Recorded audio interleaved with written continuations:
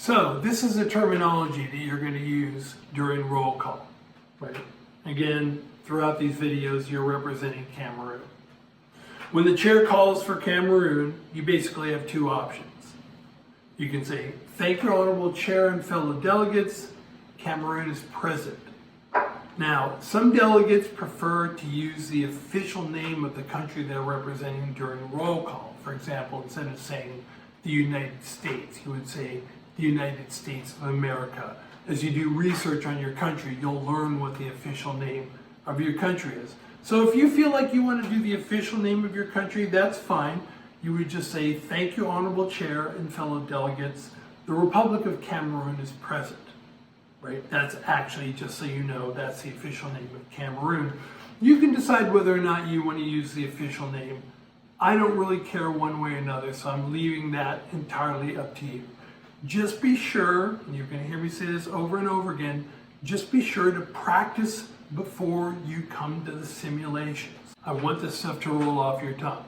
Now, if you look at flowchart 1, the next box on flowchart 1 says points or motions. After the chair takes roll call, the first thing that the chair is going to do is they're going to ask, are there any points or motions on the floor? Right? You're going to hear that phrase over and over and over again, both in simulations and in conferences. All this is a fancy way of the chair saying, "Hey, you guys, what do you want to do?" That's it. But it's going to be, are there any points or motions on the floor? The goal at this stage is to set the agenda. When I say set the agenda, basically what the committee is trying to decide is if there are two topics, for example, in the background guide, the committee is trying to decide in which order are they going to talk about the topics. Which one are they going to discuss first? Which one are they going to discuss second? But the problem is that in Model United Nations, and for those of you who've worked and done committee work, you'll understand and appreciate this, you can't even begin to discuss the agenda until somebody motions to open debate. You have to open debate before you can even get to that thing. So if you look at the next box on the flow chart, number 1, motion to open debate, the way this happens, and you can't begin discussing the agenda until this happens, is a delegate has to raise their placard, right? You're going to do it over your head. I just don't want to get off the screen, right? You're going to raise it over your head so you can be recognized. And if you're fortunate enough to be recognized, then what you're going to do is you're going to say, "Thank you, Honorable Chair and fellow delegates. The delegate from Cameroon moves to open debate." Okay, the delegate from Cameroon moves to open debate. Now, here's a couple things. First, when you say "Thank you, Honorable Chair and fellow delegates," do me a favor. You say "Thank you, Honorable Chair," look at the chair, and when you say "Thank you, fellow delegates," "Thank you, Honorable Chair and fellow delegates," look at the delegates. Don't just let the words come out of your mouth mechanically. Do what you're doing. You're saying thank you, so recognize it. Now, for some of you veterans, you may be thinking, "Wait, Phil, the terminology is a little bit different there." Yeah, we are doing something different. This is how I'm going to know if the veterans were paying attention. We're going to distinguish between a motion and when we say moves. See, a motion is a proposal, right? A request that the committee move in a certain direction. When you're making a motion, right, you're asking the committee to move in a certain direction. And so that's the terminology that we're going to be using henceforth. Before we would say it differently. I'm not going to repeat it here because I don't want you to learn the wrong way.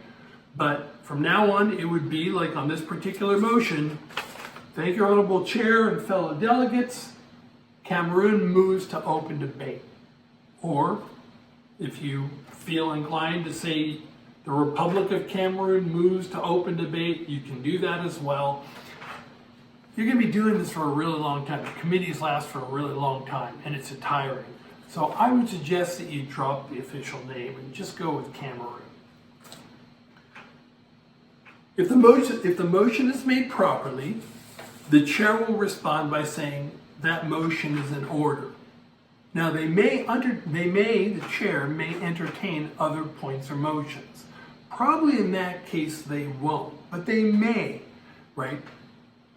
So let's assume for the sake they don't entertain any other motions, because once they ask for points or motions, what you're going to see is everybody's going to raise their placard, and they're going to want to make the motion to open debate. So look at flowchart number 1, shows what happens after a motion debate is made. The chair is going to say, okay, we'll now vote on, and it won't be exactly these words, but the chair will say, we're going to be voting on Cameron's motion to open debate. All those in favor, please raise your placards now. Or they'll say something like, we'll now vote on Cameron's motion. All those in favor, please raise your placards now. So in other words, some chairs will repeat what the motion was, some people won't. So you have to pay attention. When they ask for a vote, all those in favor, raise your placard vertically. Let's give the chairs enough time to count your votes, right? Keep it up there. Let them tell you to put them down. Then the chair will respond by saying, all those opposed to Cameron's motion to open debate, please raise your placards now. If you're opposed to opening debate, which you shouldn't be, especially because you made the motion, right? They would raise their placards. That probably won't happen. The chair will count, and that'll be that. A majority will be in favor of the motion. How the chairs respond to this will be different. Every chair has its own style. So some chairs who are very formal will say, a majority having voted in favor of Cameron's motion, debate is now open.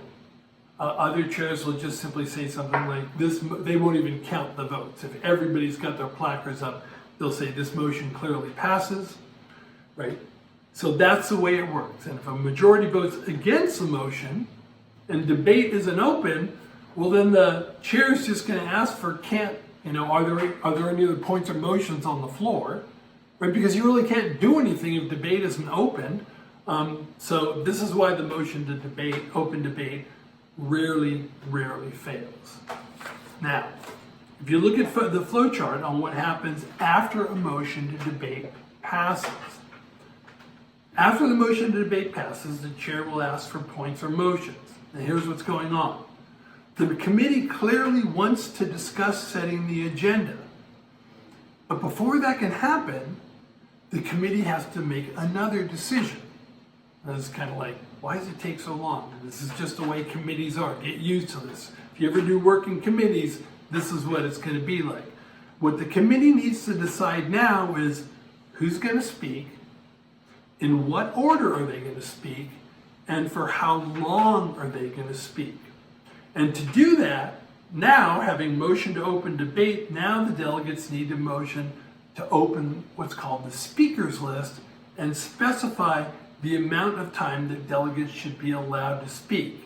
So in the next video, we're going to pick up on flowchart number 1 still, where in the section that says motion to open the speakers list.